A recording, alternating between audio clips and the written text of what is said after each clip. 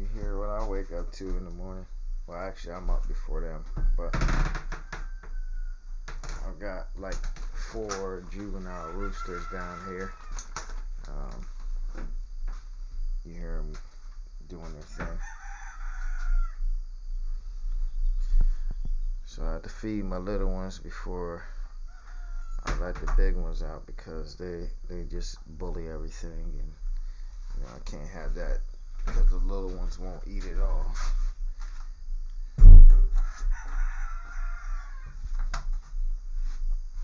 The funny part about it is,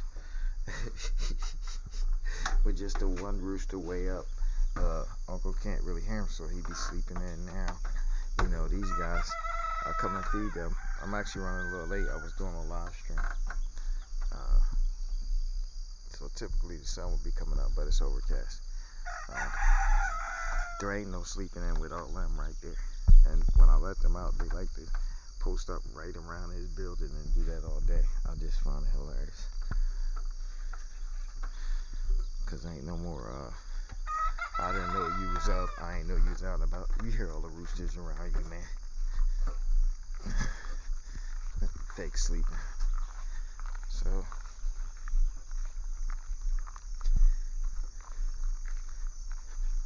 keep most of my hens in this one. A little smaller. I got a bunch of roosters over here, but there's several hens in there. They're juveniles. So hens in there. There are roosters in there as well. They're just undersized, and so I keep them out of there with these guys. Anything in here has had to be big enough, or something bad happened to somebody, and I don't want to see that happening. So with that being said, I know you all haven't seen them off for a bit, so I'm gonna let them out. I know you haven't seen them all for a while, so yeah. There you go. It's one of my bigger roosters right there. Both of them.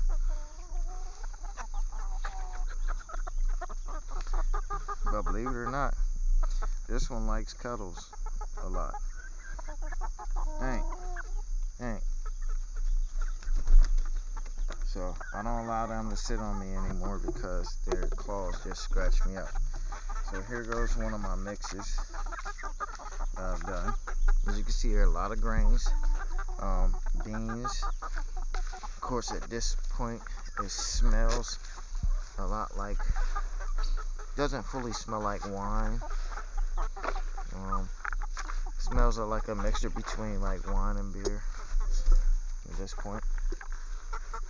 But you see, I've got that's good. A lot of rice, black-eyed peas. There's a lot of corn and other grass grains in there. Hey, all right, back up now. I'm trying to film. Okay. So I feed them before I let the unleash the beasts up there. Alright, so not to be forgotten, I gotta get to the smaller ones, and I feed them in isolation so that they can eat. See, and here's the problem. I don't mind her eating out of there. See, they're in there getting ready to have a dispute because I haven't given them any food yet. And let's see if we can get some footage of that. There you go. So we get that in there to them. And I'm letting them feed in here in isolation for a reason. That way they don't have to compete as much. They can compete with other birds their size for the food. So that's why I'm putting it in through this way before I let them out. Here, bro. See, because there's one thing about my roosters. They get unruly when they eat. So, like I said, this hen here, you see me touching her back. She doesn't mind. She's like, I cuddle. I could walk around with her. She's gentle going in there, grabbing stuff out of there. But the roosters, you know how the boys are, man. They climb over top of each other. They kick dirt in the bowl. in the water bowl, climbing on top of each other and everything else. And surprisingly, these guys in here must have just did this because the roosters in here are smaller, but they kick their water over, bumping each other around. But you see the feeding situation is a lot more calmer in there. And I'm going to leave them in here until I get back. Because I do not want the bigger birds going in there, bullying them. They're out of their food. They'll never get up to size if that's the case. And I don't mean up to size for processing. I do not process birds. If I want to slaughter a single animal to eat or to feed other animals, that's fine. But even people that take birds to market for processing don't feed them as well as I feed my birds. But I feed my birds because it actually takes more out of them to produce eggs than if you were raising a meat bird. So I get these little guys up, then I go up and we'll feed the bit. See, the hens are in the back. The roosters are up here all unruly and everything, even though I'm clearly just holding my hand out. I raised all these from eggs, you know that. Same with all them. Of course, you know, I did have my losses with the eagles that stayed around the farm hunting my farm for a minute. I set a new batch in, and of course, being as though I don't have the incubators, I told you I do a lot of my stuff with the barter system. I don't have cash very often, so do a lot of things in barter. So what we're gonna do is kind of do like I send my eggs up, and then I let them pick some out. They run in the incubators and stuff like that. And also we trade eggs for breeding purposes, so that you have more genetic diversity on your yard. And sorry if my filming is awkward. I got this bird net under my arm, and then this is a whole new camera for me that I'm using now. It's a whole different phone. Of course, I get up here to the beasts, and you're probably seeing in my video all these little shucks and stuff.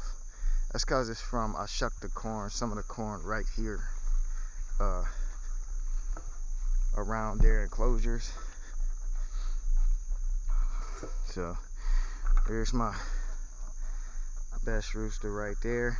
He's the daddy of half of my roosters down there.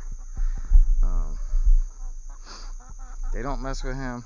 When they first started trying to crow, they started to mess with him a little bit, but of course put a foot up the butt a couple times, and they don't mess with him no more. Basically the same thing I had to do to him when I got him. So back up, girls. Back up. Back up. Alright, the reason why I'm keeping them in enclosure, like I said, I don't want them wandering down there. This is not all day free range and everything, but I do this to start off their day, to give them enough energy to go hunting, because they hunt bugs and all kinds of stuff. But you gotta have, it's like breakfast. It's like the most important meal of the day. The free range subsidizes their stuff, because of course, you know, I don't use no chemicals on my farm. But instead of feeding them tons and tons of feed, of course, I put out the video showing you how to stretch this stuff, showing you how to stretch your feed. And beyond stretching that, though, I also let them free range. So they eat tons of bugs, tons of green plants, and then I subsidize their feed with the food twice a day. So whatever brews I got going, and then as though they got this now for breakfast, they'll probably only get a little bit more of the grains and beans this evening. And look, all them piles I put out, they always think something is better somewhere else. Like, nobody's messing with that pile. The moment one of them checks that pile out, all of them will go flying over there. So I subsidize their feed with the grains and the beans, but also from my crops, I come down here, I feed them out of my crops as well. So they get watermelon, corn. You see a bunch of corn rinds and stuff like that. The watermelon rinds, they eat the vegetable totally, so you won't see any of that around anywhere. That'll totally disappear. So this is done for now, and I'm leaving everybody caged up except for that one group with all the roosters, and then I'll come back and release them after they all had their breakfasts separately.